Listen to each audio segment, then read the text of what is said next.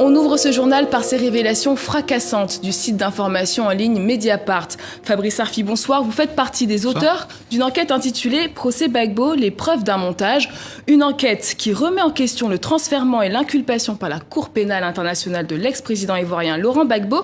Il comparaît actuellement devant la CPI. Avant d'évoquer les détails de cette enquête avec vous, Fabrice Arfi, retour sur les faits avec Marie Valleré. C'est une révélation qui met en lumière le drôle de jeu de l'État français et de la Cour pénale internationale. Une nouvelle bombe larguée en pleine polémique autour du procès Gbagbo. Selon Mediapart, le procureur de la CPI, Luis Moreno Ocampo, aurait délibérément demandé de garder prisonnier l'ancien président ivoirien.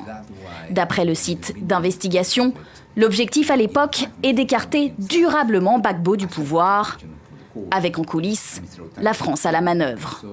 Une note confidentielle de la diplomatie française obtenue par Mediapart vient appuyer cette révélation. Le procureur souhaite que Ouattara ne relâche pas Gbagbo et qu'un État de la région renvoie l'affaire à la CPI au plus vite. Nous sommes en avril 2011. Le pays traverse alors une grave crise politique. Battu par son rival Alassane Ouattara lors de l'élection de novembre, le chef de l'État sortant, qui clame l'invalidité du scrutin, est de plus en plus isolé. Retranché dans sa résidence à Abidjan, il est alors arrêté par les forces pro-Ouattara, appuyées par la France et l'ONUCI. Son arrestation sera filmée et retransmise dans le monde entier. Seulement voilà, à l'époque, il n'existait ni mandat d'arrêt, ni saisine de la CPI. La requête ne reposerait donc juridiquement sur rien, selon Mediapart. Nicolas Sarkozy, alors président français, est un proche d'Alassane Ouattara. La suite, on la connaît. Laurent Gbagbo est transféré à la Cour pénale internationale. Il est actuellement jugé pour crimes contre l'humanité. Quant à Alassane Ouattara, il a entamé un second mandat à la présidence du pays. Alors Fabrice Arfi, il y a énormément de révélations dans votre enquête. Et ce qu'on leur retient en premier lieu, c'est que l'ONUCI, la force d'interposition de l'ONU en Côte d'Ivoire, et la France, qui est engagée militairement comme force impartiale, ont pris parti pour Alassane Ouattara. C'est ça que vous affirmez aujourd'hui. Oui, non seulement ils ont pris parti, ce qui a déjà été documenté par de précédentes enquêtes, mais on voit que la Cour pénale internationale, la justice internationale, qui se doit d'être impartiale et indépendante, a été en quelque sorte l'instrument juridique, le bras armé judiciaire consentant d'une opération qui a des airs de France-Afrique, d'éloignement de celui pour lequel, notamment une puissance comme la France, n'avait pas pris parti, quitte à monter hors de toute procédure légale, hors de toute compétence, hors de toute saisine, la désignation d'un homme pour l'envoyer devant la CPI qui juge, je le rappelle, les génocides, les crimes contre l'humanité et les crimes de guerre. Et pourquoi ce parti pris pour Alassane Ouattara contre Laurent Gbagbo ? Il est de notoriété publique que Nicolas Sarkozy, le chef de l'État français à l'époque, est un intime d'Alassane Ouattara. Lui-même, Nicolas Sarkozy, a, dans un livre qui a été publié par des confrères, qui a été titré « Ça reste entre nous un », chez Flammarion en 2014, a fait un aveu sidérant, sur lequel il y a eu d'ailleurs peu d'écho, je trouve. Il a dit « Nous avons délogé Laurent Gbagbo et nous avons installé Alassane Ouattara ». C'est-à-dire que c'est une puissance étrangère, la France, qui, comme au beau vieux temps des réseaux Focard et du général de Gaulle, a fait la partition d'un pays et a décidé de son avenir au mépris de sa souveraineté et de la nation. Et donc dans votre enquête entre en scène la justice internationale. Et là c'est le cœur, la Cour pénale internationale, c'est là le cœur de votre enquête. La CPI et son procureur Luis Moreno Ocampo auraient agi sous influence française contre Gbagbo. Vous employez même le terme manipuler, c'est un mot fort. Vous affirmiez tout cela aujourd'hui. Oui, on l'affirme, ça sort pas de notre chapeau. Et nous, il ne s'agit pas de prendre parti. Moi, je ne suis pas juge. Il y a peut-être des choses à reprocher à Laurent Gbagbo. Mais ce que nous voyons, c'est que le premier procureur de la Cour pénale internationale, monsieur Ocampo, a été en contact, y compris direct, avec Alassane Ouattara au moins dès le mois de décembre 2010, alors qu'il n'y avait pas de troubles manifestes en Côte d'Ivoire, et que en avril 2011, alors qu'il n'est pas saisi, que la Cour pénale internationale n'a pas de compétences et qu'il n'y a pas de mandat d'arrêt, il prend contact avec le camp Ouattara par l'intermédiaire de la diplomatie française pour demander de surtout garder sous les verrous et emprisonner Laurent Gbagbo, et qu'il faut très vite se débrouiller pour saisir la CPI pour monter un dossier contre lui.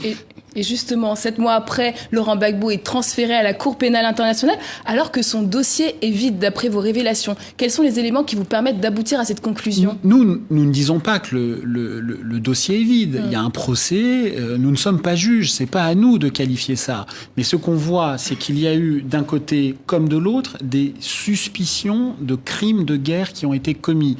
La Croix-Rouge internationale a notamment révélé que du côté du camp d'Alassane Ouattara, il y avait eu des massacres de populations civiles qui méritaient des enquêtes. La CPI n'a même pas émis de mandat d'arrêt dans ce dossier. Et il y a le dossier Gbagbo, à l'aune duquel on découvre que la CPI et la justice internationale, qui est une idée magnifique, mais qui est une idée nécrosée, comme nous le documentons avec notre série d'enquêtes. C'est pas le seul article, hein. Nous avons une série d'enquêtes qui s'appelle Les secrets de la Cour.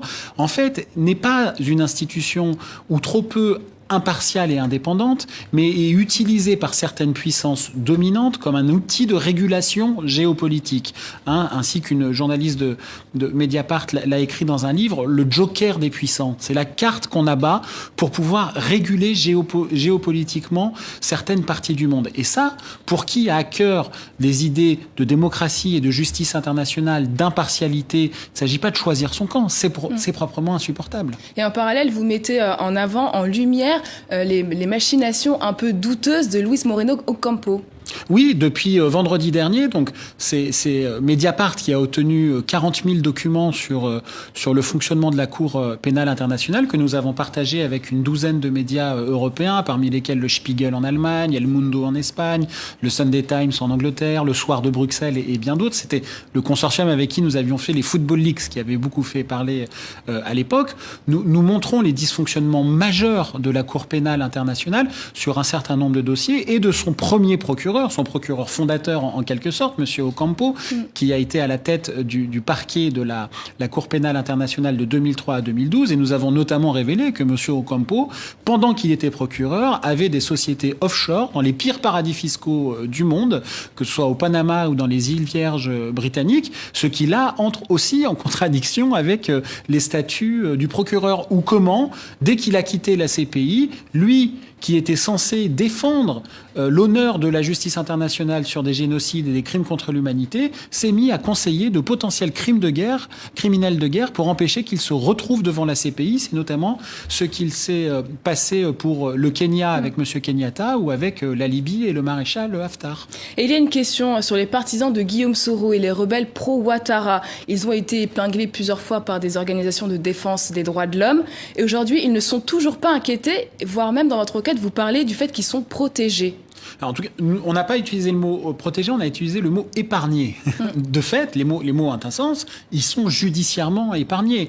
Et on voit bien qu'il y a une intrication, une complicité entre la CPI et Alassane Ouattara, quand même, ce procureur Ocampo qui discute avec l'une des deux parties prenantes, qui demande à ce que l'une des deux parties prenantes d'un conflit, d'une guerre qui est née d'un conflit électoral, maintienne en détention le chef de l'État, qui est quand même le chef d'un État souverain, alors qu'il n'est pas saisi. Ça pose de très lourdes questions. Et dans le même temps, le camp Ouattara, qui est, d'après, je redis, la Croix-Rouge internationale, qui serait susceptible d'avoir commis des crimes de guerre, lui, n'est pas poursuivi. Donc, vu objectivement, factuellement, la situation paraît être totalement déséquilibrée, avec encore une fois une CPI qui est utilisée comme un outil de régulation géopolitique. Et une dernière question rapidement, en plein procès de Laurent Gbagbo, est-ce que vous pensez qu'aujourd'hui l'actuel procureur Fatou Bensouda aura plus d'éléments contre Gbagbo que son prédécesseur ?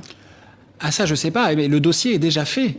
Donc, alors il y a des auditions à huis clos. On ne sait pas tout ce qui se passe. Manifestement, le procès a du mal à documenter ce qui est reproché à Laurent Gbagbo. Mais encore une fois, moi, je suis pas là pour innocenter Laurent Gbagbo. En revanche, je peux dire de manière documentée que la CPI a montré contre lui un dossier alors qu'elle n'était même pas saisie et qu'elle était dans la main de la France et du camp adverse, ce qui pose de grands problèmes. Merci beaucoup Fabrice Arfi d'avoir accepté notre invitation ce soir. Merci. Et nous venons de l'apprendre, suite aux révélations de Mediapart, la Cour pénale internationale vient d'ouvrir une enquête.